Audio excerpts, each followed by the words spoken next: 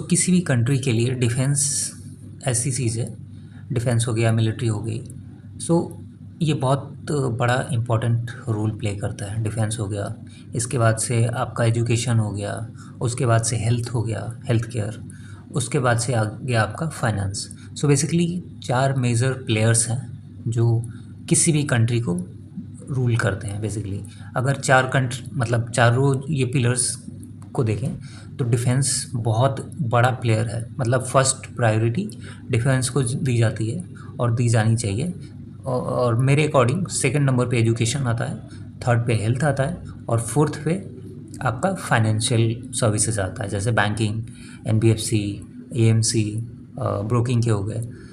हमने पिछले 10-12 दिनों में फाइनेंशियल सर्विसेज कवर कर लिए हैं। एजुकेशन कवर नहीं किया है, एजुकेशन भी कवर करेंगे।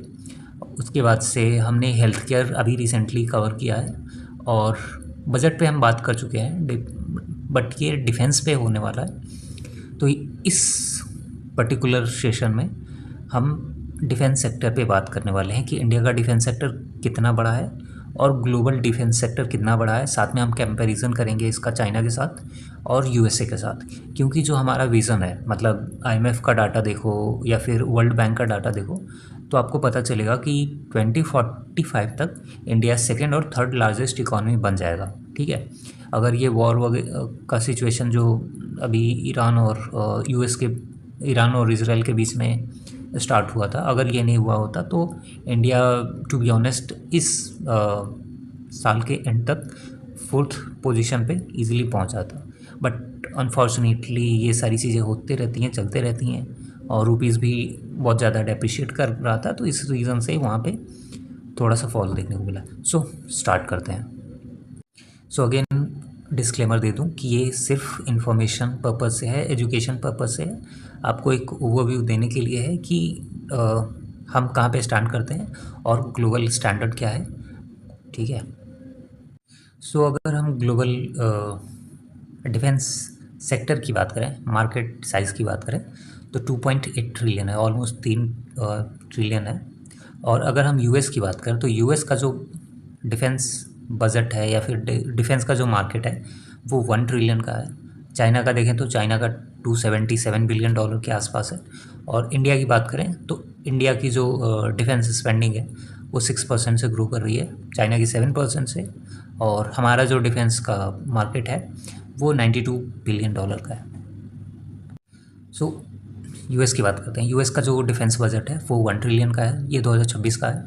और उसका जीडीपी का देखें तो मतलब बजट, डिफेंस बजट और जो जीडीपी का रेशियो है वो 3% के आसपास है। उसके बाद से चाइना का देखें तो 277 बिलियन डॉलर के आसपास है और इसका जो जीडीपी शेयर है वो 1.3 से 1.5% के आसपास है। और ईयर ऑन ईयर बेसिस पे ये 7% से चेंजेस हो रहे हैं, मतलब ये इंक्रीज़ कर रहे हैं बेसिकली। इंडिया की बात करें तो 93 बिलियन डॉलर के आसपास है और हम जो स्पेंडिंग कर रहे हैं डिफेंस बजट पे वो 2% है हमारे जीडीपी का। रसिया की बात करें तो 150 बिलियन डॉलर का इनका भी बजट है और इनका जो बजट है जीडीपी टू बजट रेशियो वो 7% के आसपास है। वहीं पे अगर यूरोपियन कंट्री की बात करें जैसे यूरोप का, तो 420 बिलियन डॉलर के आसपास है और इनका 3% के आसपास है। मिडिल ईस्ट की बात करें तो 218 बिलियन डॉलर के आसपास है और ये 20% से राइज़ कर रहा है। और इसके पीछे आपको रीज़न पता ही है, क्योंकि मिडिल ईस्ट के आसपास जितनी भी कंट्रीज़ हैं, जैसे इराक हो गया, ईरान हो गया, ठीक है, तो वो उसको लेके थोड़ा सा क्योस रहता है इस रीज़न से।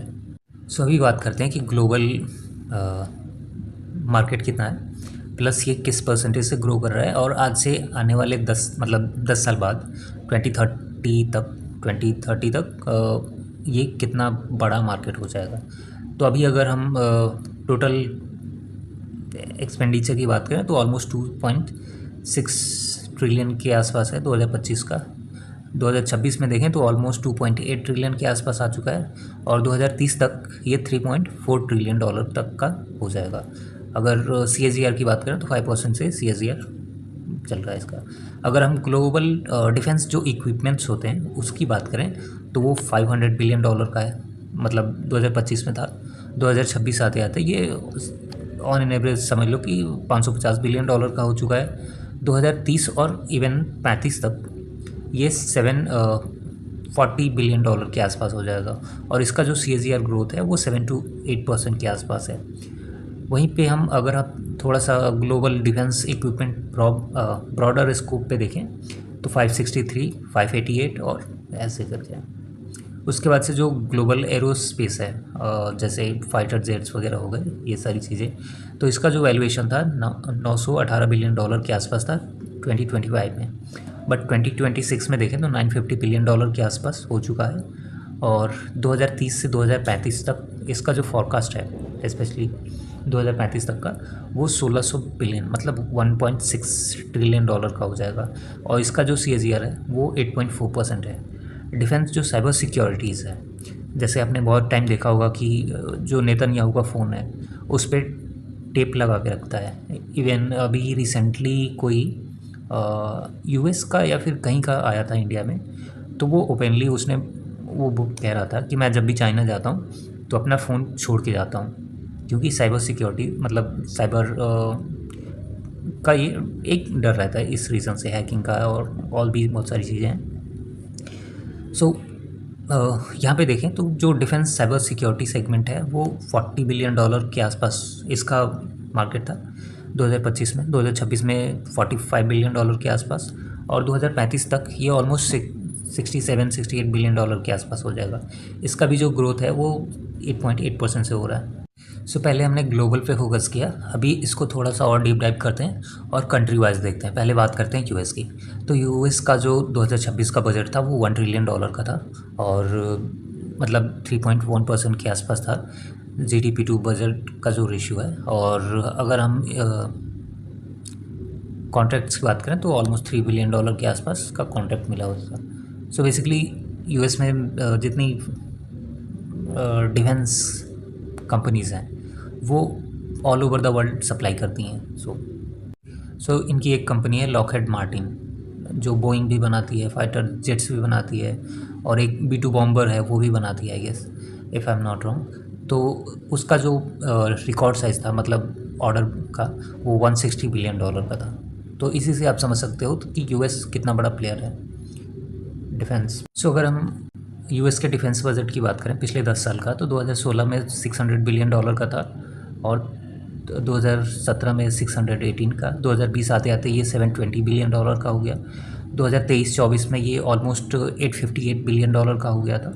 अभी 2025 में देखें तो $950 बिलियन के आसपास था, और अभी देखें तो $1 ट्रिलियन से एबव हो चुका है। सो US का अगर हम डिफेंस इंडस्ट्री देखें जहाँ से इनके रेवेन्यूज़ आते हैं, अगर हम उसकी बात करें तो एयरक्राफ्ट और एरो इंजन, ठीक है, यहाँ से 20 से 22% के आसपास इनका रेवेन्यू आता है। और इसका जो इनका जो डिफेंस का बजट है वो मोस्टली 20 से 22% के आसपास एयरक्राफ्ट और एरो इंजन्स पे जाता है। और इसका जो प्रोग्राम है आप देख सकते हो F-35, A-15, B-21 रेडार। उसके बाद से नेक्स्ट आता है मिसाइल एंड म्यूनिटेशन का। तो यहाँ पे जो बजट का जाता है इनका 10 to 12% का जाता है, ठीक है। फिर आता है इनका नावल शिप बिल्डिंग, जैसे फॉर एग्जांपल मतलब विक्रांत है हमारे यहाँ, और भी बहुत सारे हैं, INS विक्रांत। सो इसी टाइप में इनका जो बजट का एलोकेशन है 12 to 14% है। स्पेस सिस्टम में 8 to 9% जाता है, ground vehicle and land system पे 7 to 8%, और साइबर एंड इलेक्ट्रॉनिक वॉरफेयर पे 9 to 10%। सो अभी बात करते हैं कि US के जो टॉप डिफेंस कॉन्ट्रैक्टर्स हैं, जो टॉप कंपनीज़ हैं, उनका रेवेन्यू क्या है, और उसके बाद से उनके कौन कौन से ऐसे मतलब फाइटर जेट्स हैं जो कि फेमस हैं। सो पहला नाम आता है लॉकहेड मार्टिन का। इसका अगर हम डिफेंस रेवेन्यू देखें तो ऑलमोस्ट 65 से 70 बिलियन डॉलर के आसपास है, और 96% इसका जो रेवेन्यू है वो डिफेंस से ही आता है। जो की प्रोग्राम या आर्सेनल की बात करें तो F-35 lightning, aegis combat system, Trident, SLBM pack, और और स्काई हेलीकॉप्टर्स, ओरियन और GPS है। फिर आता है नेक्स्ट RTX रेथियम टेक्नोलॉजी। इसका जो डिफेंस रेवेन्यू है वो 40 से 50 बिलियन डॉलर के आसपास है, और इसका जो डिफेंस का रेवेन्यू है वो 55 to 60% से आता है। इसके जो मेन आर्सेनल देखोगे, F-135 इंजन है, प्रैट है, विटनी है, स्टिंगर है, और भी बहुत सारे हैं। नॉर्दर्न ग्रूमैन की बात करें तो इसका 35 से 36% है, और इसका जो डिफेंस का रेवेन्यू है वो 89% है। अच्छा, ये B-21 बनाता है। सो जो B-21 बॉम्बर है, स्टील्थ बॉम्बर, मतलब यूएस का सबसे बेस्ट है, मतलब यूएस का ही नहीं, वर्ल्ड का। सो ये नॉर्थर्न ग्रूमैन बनाता है। मुझे लगा था कि लॉकहेड मार्टिन बनाता है। सो ये बनाता है। अब बोइंग की बात करें तो बोइंग, मतलब बोइंग एरोप्लेन भी बनाता है, डिफेंस में भी है, तो बहुत सारी चीज़ें करता है। तो इसका जो रेवेन्यू है सिर्फ डिफेंस का वो 31 बिलियन डॉलर के आसपास है, और डिफेंस का रेवेन्यू देखें तो 48% के आसपास है इसका। इसके जो मेन आर्सेनल है वो F-15AX है, CH चिनॉक का नाम सुना हुआ, ये है, अपाचे है, ये सारी चीज़ें ये बनाता है। फिर आता है जनरल डायनामिक्स, इसका 30 से 32 बिलियन डॉलर के आसपास है। सो इसका जो डिफेंस रेवेन्यू है वो 65 to 70% के आसपास है, और इसके आर्सेनल देखें तो एब्रामस, सबमरीन, गल्फ स्ट्रीम, ये सारे हैं। फिर आता है L3 हैरिस टेक्नोलॉजी, इसका जो रेवेन्यू है 17 to 18 बिलियन डॉलर के आसपास है, और अगर हम डिफेंस रेवेन्यू की बात करें तो 85% है। इसका है tactical radios system, ISR sensors. फिर आता है हंटिंगटन इंगल्स, इसका रेवेन्यू 11 से 12% है, 100% डिफेंस से ही आता है इसका। यूएस नेवी एयरक्राफ्ट कैरियर्स वगैरह सारी बनाता है। लिडॉस है 15 to 16 बिलियन डॉलर के आसपास, इसका डिफेंस रेवेन्यू है, 75% ऑलमोस्ट आता है। फिर आता है general Atomics, 5 to 6 billion dollar के आसपास। सो ये सारी कंपनीज है जो कि डिफेंस के बहुत सारे इक्विपमेंट्स बनाती हैं, फाइटर जेट्स बनाती हैं, अपाचे, सारी चीज़ें। तो लॉकहेड मार्टिन की बात की जाए तो F-35 लाइटनिंग 2 है, जो कि मतलब हिस्ट्री का सबसे महंगा वेपन है, और उसकी जो एस्टिमेटेड लाइफ टाइम कॉस्ट है वो 1.7 ट्रिलियन की है, और ये इतना स्पीड है कि मतलब पकड़ रडार में नहीं आता है, बहुत नेक्स्ट लेवल का है, और ये किसी को नहीं देता है, ये भी नहीं देता है, और जो B-21 बॉम्बर है, B-2 बॉम्बर भी कहते हैं उसको, वो भी नहीं देता है। सो अभी बात करते हैं कि ये सारी जो कंपनीज़ हैं उसका मार्केट कैप क्या है। तो लॉकहेड मार्टिन का देखें तो 110 से 130 बिलियन डॉलर का मार्केट कैप है। RTX कॉरपोरेशन की बात करें सो इसका commercial aerospace, recovery, missiles, defence, सारी चीज़ें बनाता है। इसका जो मार्केट कैप है वो 190 से 200 बिलियन डॉलर के ऊपर ही है। फिर आता है नॉर्थरोप ग्रूमैन, इसका 75 से 80 बिलियन डॉलर के आसपास है, और ये B-21 भी बहुत सारी चीज़ें बनाता है। बोइंग की बात करें तो 45 से 55 बिलियन डॉलर के आसपास है मार्केट कैप इसका। जनरल डायनामिक्स 85 से 95 बिलियन डॉलर। सो ये सारी चीज़ें हैं। सो अभी बात करते हैं चाइना का।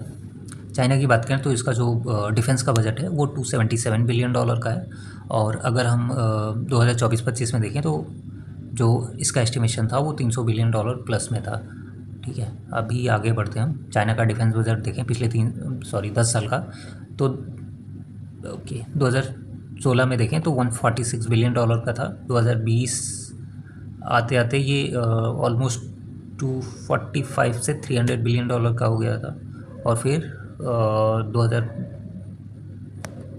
ये नंबर थोड़े से इधर उधर हो गया, सो कोई नहीं, ऑलमोस्ट समझ लो कि 300 बिलियन डॉलर के ऊपर ही है, 325 बिलियन डॉलर के आसपास है इसका।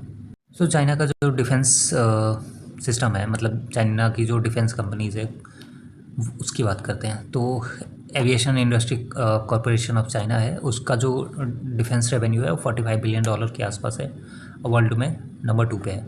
और इसका जो आर्सेनल है J-20, J-35 stealth fighter, J-17 जो कि इसने पाकिस्तान को दिया था, और फिर आता है China aerospace science industry corporation, इसका 38 बिलियन डॉलर के आसपास है, और ये तीसरे नंबर पे आता है वर्ल्ड वाइड। ये basically missile system, space launch, satellite वगैरह सारी चीज़ें बनाता है। फिर आता है नॉरिन को, चाइना नॉर्थ इंडस्ट्रीज़ ग्रुप। इसका भी देखें तो ऑलमोस्ट 15 to 20 बिलियन डॉलर के आसपास है और टॉप 10 में आता है। फिर इसके बाद से चाइना स्टेट शिप बिल्डिंग है, फ्यूजियन कैरियर टाइप। तो बेसिकली क्या है कि यूएस के जितने भी डिफेंस सिस्टम है ना, तो उसके बारे में हम सब ने थोड़ा बहुत सुना है, बट चाइना के पास क्या डिफेंस सिस्टम है हमने आज तक नहीं सुना है। अभी रिसेंटली जब इंडिया और पाकिस्तान के बीच में हुआ था, तब वहाँ पे थोड़ा बहुत हमने जाना था कि मतलब पाकिस्तान के पास क्या है, to be honest. So let's keep. So अभी बात करते हैं कि चाइना अपना डिफेंस जो आर्सेनल है वो किस किस कंट्री को बेचता है। तो फाइटर एयरक्राफ्ट की देखें तो पाकिस्तान, म्यांमार और नाइजीरिया को इसने बेचा, और इसमें जो मेन थे J-17 थंडर और J-10C था।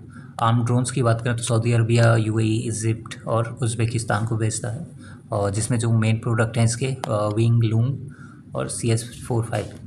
नेवल वेसल की बात करें तो पाकिस्तान, बांग्लादेश और थाईलैंड को बेचता है। एयर डिफेंस की बात करें तो पाकिस्तान, सर्बिया, मिडिल ईस्ट, इन सबको बेचता है, जिसमें HQ-9 और FK-3 है। स्मॉल आर्म्स एंड एमुनिशन की बात करें तो Africa, middle east, south Africa and central Asia में बेचता है। सो जो इसके मेन मतलब बायर्स हैं वो पाकिस्तान, मतलब छोटे छोटे कंट्रीज़ हैं। मिडिल ईस्ट को देखा जाए तो मिडिल ईस्ट मजबूरी में ही लेता होगा, टू बी ऑनेस्ट, क्योंकि चाइना के प्रोडक्ट पे ना, मतलब खासकर डिफेंस वाले इक्विपमेंट्स पे वो इतना बिलीव नहीं करते हैं, बट कुछ ट्रेड का है, इस रीज़न से उन्होंने किया होगा, नहीं तो उनका सीधा सीधा यूएस के साथ ही रहता है। सो अभी हम बात करते हैं इंडिया डिफेंस सेक्टर पे। हमारा जो बजट था वो $85 बिलियन के आसपास था और 2% ऑफ GDP था। और अभी अगर हम स्पेंडिंग की बात करें तो 2026 से 30 के आसपास हमारा $500 बिलियन से एवब का होने वाला है, मतलब जो कि 5x हो जाएगा। सो इससे आपको एक और आइडिया लग जाएगा कि आने वाले टाइम में जो डिफेंस के स्टॉक हैं वो किस तरीके से स्काई रॉकेट होंगे। तो पिछले 10 साल का अगर हम बजट देखें तो 2016-17 में $2 बिलियन का हुआ करता था, सॉरी 38 बिलियन का, 2.58 लाख करोड़ है। और 2019-20 में देखें तो $45 बिलियन का, और 2024-25 में देखें तो $75 to 80 बिलियन का, और 2026-27 का जो एस्टिमेशन है वो $85+ बिलियन का है। सो अभी अगर हम ईयर ऑन ईयर ग्रोथ की बात करें तो 15% से ग्रो कर रहा है। जब हम बजट की बात करते हैं, डिफेंस की बात करते हैं, तो उसमें आर्सेनल और इक्विपमेंट्स ही नहीं आते हैं, उसमें सैलरी आती है, पेंशन आता है, हर चीज़ आती है। सो इंडिया डिफेंस की बात करें तो इसमें दो बड़े प्लेयर्स हैं, एक PSU है और एक प्राइवेट है। सो पहले आता है HAL की बात करें तो एरोस्पेस में मोनोपोली है, मतलब इंडिया में, और बहुत सारे जो इसके प्रोडक्ट हैं जैसे SU-30 है, जागुआर है। बेल की बात करें, भारत इलेक्ट्रॉनिक्स की, तो ये बेसिकली डिफेंस इलेक्ट्रॉनिक्स पे काम करता है, लार्ज ग्रोइंग, जैसे आकाश मिसाइल था, रडार था, AW था, स्वयं रक्षा कवच करके एक आया था, तो ये सारी चीज़ें ये बनाता है। भारत डायनेमिक्स की बात करें तो ये सिर्फ मिसाइल पे ही काम करता है। सो आपको एक चीज़ यहाँ पे ये भी नॉलेज अच्छे से हो जाएगी, मतलब अच्छे से तो नहीं बट एक इन्फॉर्मेशन, मतलब क्या कहते हैं, इंट्रो टाइप में, कि कौन सी कंपनी किस स्पेसिफिक पर्पज़ से काम करती है, उसका मेन मतलब स्पेशलिटी क्या है, ठीक है। सो भारत डायनेमिक्स की बात करें तो मिसाइल्स, और ये ऑर्डर बुक जो इसके पास है वो 18,800 करोड़ के आसपास है। अगेन ये आकाश सैम, एस्ट्रायर और S-400, ये सारी चीज़ें ये बनाता है। फिर आता है मैज़गांव डॉक जो सिप वगैरह बनाती है, इसके पास भी अच्छा खासा ऑर्डर बुक पड़ा हुआ है, ऑलमोस्ट 27,000 करोड़ का। नेक्स्ट देखें तो कलावरी, इसके जो कंपोनेंट्स हैं, मतलब आर्सेनल हैं, स्टील्थ फ्राइगेट्स हैं, सबमरीन्स हैं। कोचिन शिपयार्ड की बात करें तो बेसिकली ये novel and commercial ship building बनाता है। उसके बाद से इसके अगर हम के प्रोडक्ट्स की बात करें तो INS Vikrant, third aircraft carrier, LPD, MCM vessel वगैरह। GRAC की बात करें तो ये भी नेवल शिप बिल्डिंग पे काम करता है, और इसके जो प्रोडक्ट्स हैं वो फ्राइगेट, सबवे वेसल, P-17 ब्रावो, ये सारे हैं। नेक्स्ट आता है BML। ये लैंड सिस्टम और लॉजिस्टिक्स पे काम करता है, जैसे Tata based military truck, armoured recovery vehicle, high mobility vehicles. फिर आता है मिश्र धातु निगम। सो बेसिकली ये मेटल्स पे ही काम करता है, जैसे titanium, super royal, super alloys for aerospace वगैरह। सो अभी बात करते हैं कि प्राइवेट कौन कौन से प्लेयर्स हैं। इसके पहले हमने PSU की बात की थी, तो यहाँ पे अगर हम देखें तो जेन टेक्नोलॉजी है, और उसके बाद से एस्ट्रा माइक्रोवेव है, डाटा पैटर्न्स है, पारस डिफेंस है, टाटा एडवांस सिस्टम है, L&T है, और अडानी डिफेंस एरोस्पेस है। सो बेसिकली इनका देखा जाए तो इनका उतना बड़ा रोल नहीं है, छोटे छोटे इक्विपमेंट्स है और छोटी छोटी चीज़ें करते हैं, बट इनका भी इम्पैक्ट मतलब अच्छा खासा है। सो बेसिकली अगर हम थोड़ा सा और डीप डाइव करें तो HAL का जो है बेसिकली एक तरीके से मोनोपोली कह सकते हो। सो नेक्स्ट आता है कि इंडिया जो एक्सपोर्ट करता है वो कितना करता है। 2025-26 में 38,400 करोड़ के आसपास इंडिया ने एक्सपोर्ट किया था। 80 कंट्रीज़ में अभी हम एक्सपोर्ट कर रहे हैं अपने आर्सेनल्स। पिछले 10 साल का अगर डाटा देखें तो 2016-17 में हमारा जो एक्सपोर्ट था वो 1500 करोड़ के आसपास था। फिर 2020-21 में 8000 करोड़ के आसपास हो गया। अभी अगर हम 2025-26 में देखें तो ये 38,000 करोड़ का है। बेसिकली अगर हम इसमें देखें तो 62.6% से ईयर ऑन ईयर बेसिस पे ग्रो कर रहा है। बेसिकली अगर ग्लोबल आर्म्स इंपोर्ट की बात करें तो मतलब 2022 से 2024 में हम सेकंड नंबर पे थे आफ्टर यूक्रेन। मतलब top arms supplier to India की बात करें तो बेसिकली पहले इंपोर्ट की बात करते हैं। ग्लोबल में अगर हम देखा जाए तो सेकंड सबसे बड़े इंपोर्टर हैं, मतलब डिफेंस में। टॉप अगर हम आर्म्स सप्लायर की बात करें, जो हमें सप्लाई करता है वो रसिया करता है, और 2020 से 2024 तक का ये डाटा है। 36% हमारा ये करता था। सेकंड लार्जेस्ट देखें तो फ्रांस से आता है, और डोमेस्टिक प्रोडक्शन की बात करें तो ऑलमोस्ट 1,78,000 करोड़ का डोमेस्टिक में प्रोड्यूस होता है। उसके बाद से अगर हम एक्सपोर्ट की बात करें तो 1,09,000 करोड़ के आसपास हुआ है पिछले 10 साल में। बेसिकली डिफेंस सेक्टर में भी हम बहुत ज़्यादा इंपोर्ट ही करते हैं, एक्सपोर्ट तो बहुत कम ही करते हैं, मतलब बहुत कम है। 1,09,000 करोड़ पिछले 10 साल में कुछ ज़्यादा नहीं है, अभी 38,000 करोड़ है। बट आने वाले 10 से 12 साल में मुझे लगता है पर्सनली कि ये जो 38,000 है वो 3 से 4 लाख करोड़ का हो जाएगा ईजिली। और जैसे जैसे डिमांड बढ़ेगी अपने इंडियन आर्सेनल्स की, और भी बहुत सारी चीज़ें होंगी। तो thank you for watching this video. Second part में हम और भी बहुत सारी चीज़ें कवर करने वाले हैं। Stay tuned.